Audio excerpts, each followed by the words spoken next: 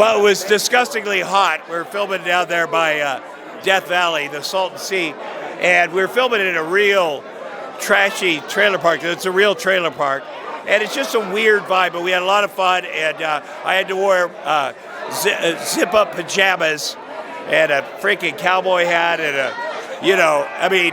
it was, I look at it now and go, oh my God, what was I thinking? But it had a lot of fun with the other actors and did a bunch of good stuff. But we filmed in close quarters in those little trailers there. And they were the real deal. It's not like they're faking it. So I've been there. I know it's crazy. Yeah. The director told us a funny story about a pig. Oh, yes. Remind me. Yeah, it was biting people. Oh, yeah. Is that true? Yes. Yeah, pigs can be nasty. Again, I grew up on a farm. I worked on the kill floor of a meat packing plant. And, they can be nasty. The people that have pigs as pets, I mean, that's a big choice. So, yeah, they're biting people. Was there anything that really challenged you about the making of this movie, other than the heat and the location? Something about your character that really challenged you? I know you've done so many films. Yeah. But was there anything on this film that really stood out? Well, it's always a challenge. You go into a film and you're working with new people, and you read the script in advance, and I like the script a lot. It's pretty crazy. But I felt like that it turned out even better, and the producer and director, the way the movie looks. Because sometimes you read words on something, you're like, I hope this turns out, but it looks like a real movie. And so, besides figuring out time to get down there and doing stuff and having to bring my own cowboy hat, because I have a size 8 head, they're like, well, I have one for you. I go, no, you won't, because my head is 8. I had a special football helmet. Yeah, it's not one size fits all. But it was great fun working with everybody. Last question. Yes. Could you tell my audience why they should go and see this film? Okay. Well, this film, if you like conspiracies, or you like things that start off normal, get super crazy, and then super crazy, but I can't really explain it. Jeremy Davies is really good at this. He's a guy that's been in a lot of movies, and that the story, we all know people that go off the deep end. We know people that get involved with meth and going off the deep end politically. So it sounds pretty. Yeah, my sister, by the way, there's a documentary series about her called The Queen of Meth. So everything that happens, she's the biggest drug dealer in America. Everything that happens here, I go, oh yeah, that looks familiar. But it's also, there's some magical stuff. And it works. That doesn't always work. So you go, I relate to all these people. They're all struggling in their own way. And you see how it turns out. It's Jerry Brunskill. I'm the writer-director of Adventures of the Naked Umbrella. Could you tell me a few challenges you had in developing this and also directing it? Yeah. Written during the darkest days of COVID quarantine. I sort of did it as therapy, really. I had to get off the internet. Conspiracy theories were driving me crazy, and I needed to write a character that maybe represented some of these conspiracy theories that I didn't really buy, but I wanted to empathize with them. I wanted to feel, because we were all feeling such crazy things at the time. So problems, oh man, COVID, shooting during COVID. I picked the Salton Sea area out in Palm Springs area just to get away from the city, but still, COVID testing every day. 2 weeks before we started production, one of our investors got very, very sick with COVID and had to bow out. So, raising the money, finding the money, all of that sort of thing, and a very interesting time. Could you maybe tell us a couple of lighthearted moments that happened on the set? I know it was completely crazy. Yeah. But is there anything that stands out? Yeah. 2 stories, quick. Originally, I wrote the story with a live pig. Sam and Taryn. Sam and Irene, my two lead characters, they had a pet pig named Kevin. Kevin was a little ornery and kept biting Taryn while they were driving around in the truck. So I went home that night thinking, I'm not going to be able to do this.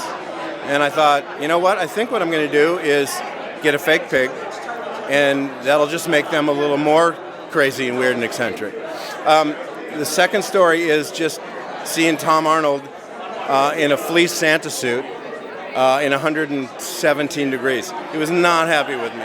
And then I told him that we had written a song called Santa's Got a Package, and I wanted him to sing karaoke.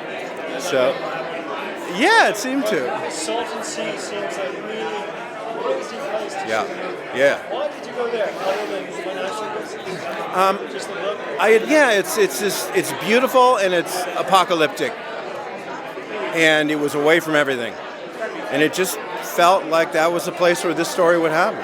I went out there. I lived in someone's trailer for 2 weeks, and I wrote the story. I wrote the story in 2 weeks.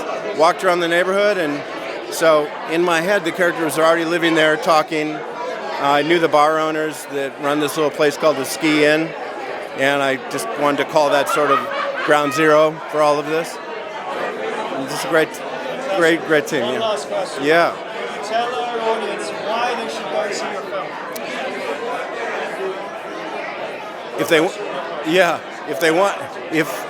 If the audience wants a good laugh, but also not just dumb comedy with no bass. This has some serious moments. This has some pretty intense subject matter. I like to do that. I like to take on intense subject matter and tell the story either with comedy or music or both. And it ends up being a heartwarming little Christmas story. My name is Taryn Manning, and I play Irene in the movie. Some of the challenges you had developing your character for this film. Challenges?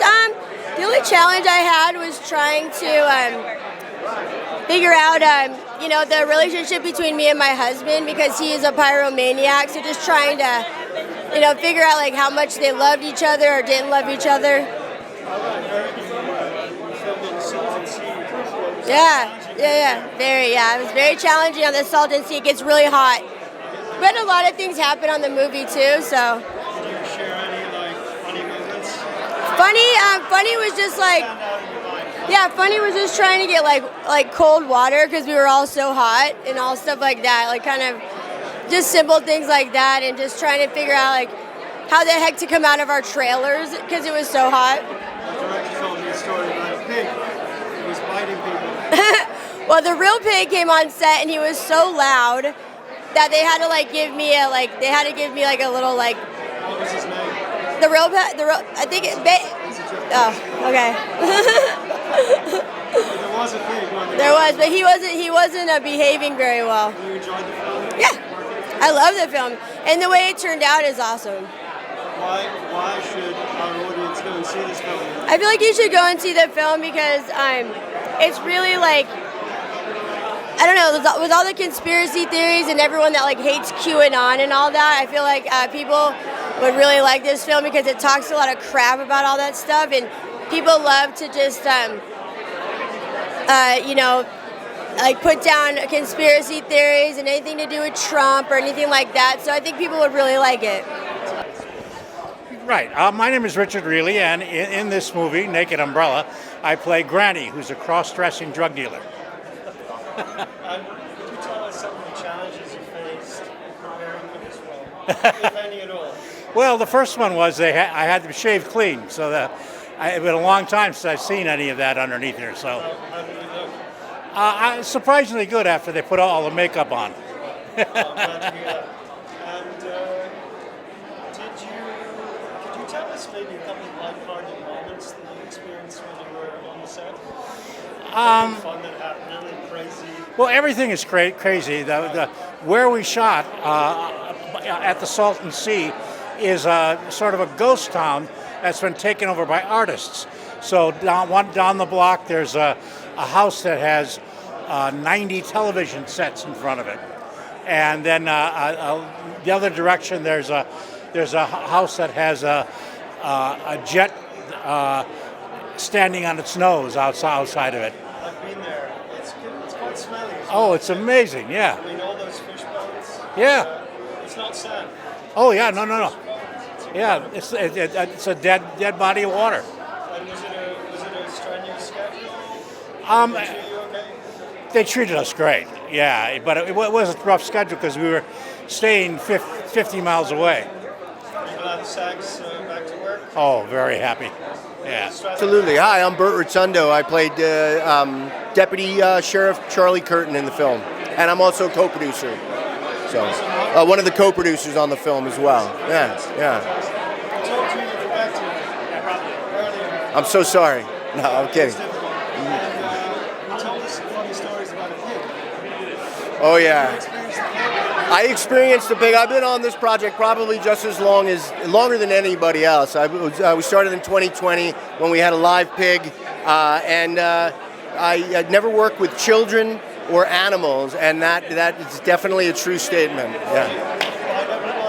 No, he was sweet, but it was just hard to get him to hit his mark. Could you tell us any other lighthearted moments that happened on set?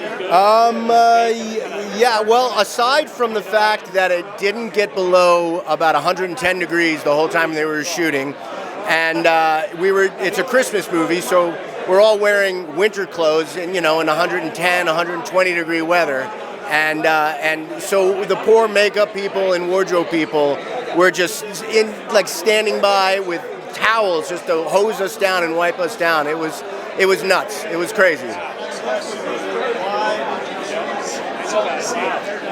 It was a character in the film. The Salton Sea is definitely a character in this film, and so there was no place on Earth that you can fake to make it look like the Salton Sea. So we didn't mean to shoot there in July, but we ended up there in July, and it was hot and sweaty, and we had a lot of fun. We had a lot of fun, despite. And your acting experience, did you have any major challenges? I think when you're wearing more than one hat as a producer and an actor, it's taking off one hat and then getting into character. That was a big challenge, and just like I said, that heat was brutal. But we managed to get through it. We got through it. Thank you. Yeah. Why should my audience come and see the film? It's a zany, wild ride with a heart. And if you like The Big Lebowski, you like zany, crazy movies, you're going to love this. Check it out. Streaming everywhere November 10th. My name is Mike Marks, also known as Captain Gingerbeard, obviously.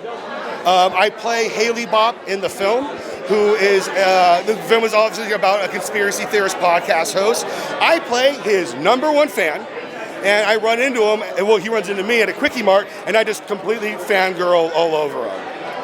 Could you tell me a couple of funny stories from behind the set, if you could share? Oh, yeah, sure, okay. I heard about pigs. Why do people? About what? Pigs. Yes. Okay, the pigs were... Shit that happened. That was fun. There were pigs, and they were like, what do we do with them? I'm like, I have history with pigs. I grew up partly in Montana as well. So I gave them some sage advice of how to handle them. Food. It was smelly. Have you ever been to the Salton Sea? A lot. You have? Friends that are artists that Okay. have a studio there. So then you know. 180 degrees. Wow.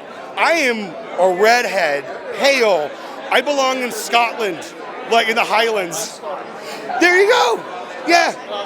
Well, really? So that's so funny. When I met Jerry, it was at Burning Man, and he thought I was a Scottish pirate because I was going away. I was just so in a Scottish accent. I was like, get in with me. Let's go get past. On a little more serious note, Yes. could you tell me any sort of challenges you had in developing your role for this film? Anything that really was challenging for you, more than most? So the script kept on changing, and my scene was changed multiple times. And actually, right before we shot the scene, so about 10 minutes before shooting, I just rewrote it with Jerry. I was like, I'm gonna do this and this, and he was like, okay. And then I rehearsed it with Jeremy, maybe a minute before we shot, and then that made the movie. Yeah. So it just worked. Yeah. Could you give us some reasons for our audience why they should really see it? Oh, because it's unique. That was one thing that I loved about it when I was reading the script, and then when I was like actually taking a look at the production of it. It's a unique film. It's not the carbon. I mean, don't get me wrong. I love big blockbuster action movies. That's fun. But what's great about this is that you get into the mind of a person. You don't know what's real or not. You have a fun little adventure. It's funny, but also like it makes you feel it at the end. You know, it's a sweet film. I enjoy it. Fantastic. Thanks for stopping by. Hey, my pleasure. Nice meeting you. Yes, sir. I'm singing on a song in the film called Small Town Girl. It's kind of a country tune, so very excited to have it. Yeah, I had a great experience. I got to record it back where I'm from and sent it off to be produced, and now I'm here in California. Fantastic. What's the name of the film again? The Adventures of the Naked Umbrella. Thank you. Sure, my name's Cindy Vela. I play an officer in the Adventures of the Naked Umbrella. It's coming out November 10th. And just a little bit about me. I'm a saxophonist, but not an actress. Yes, I said I played an officer. Yeah, it's okay. Thank God for editing. Yeah. Could you maybe give me an idea of some of the challenges you had in developing your character for this film? What was really interesting is that this character was an officer in this area that's just really hot. Everybody knows each other. So to get through it, actually, I'm going to start again. I'm sorry. Maybe you could just move it. Yeah. How does this look? Okay, so repeat the question and I'll... Could you maybe tell me some of the challenges that you encountered in developing your character for this film? Yeah, the character itself wasn't hard to develop. She was an officer who really wants to get her job done, who really loves her community and loves what she does and loves to have fun.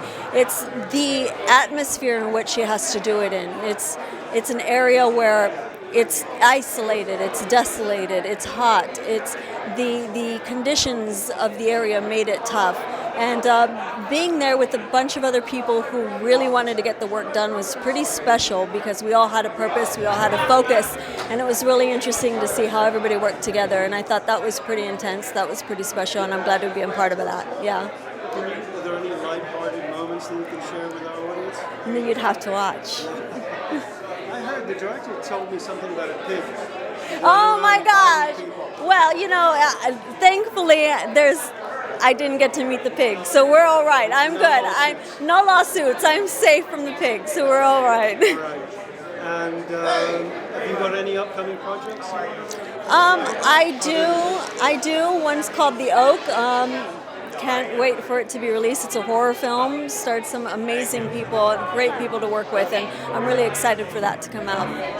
I'm Phil Viardo. I am not an actor, but I do employ actors, so maybe there is something there. But Why are you here? I'm here to support my dear friend Jerry Brunskill, who's a writer-director, very talented human being, one of the best people I know. And this project's been, going through so much. He directed it during COVID, and then there was a strike. And for strike to be over the day of his premiere, I wish him all the luck, and very excited to see the film. Fantastic. Yeah. Thank you so much.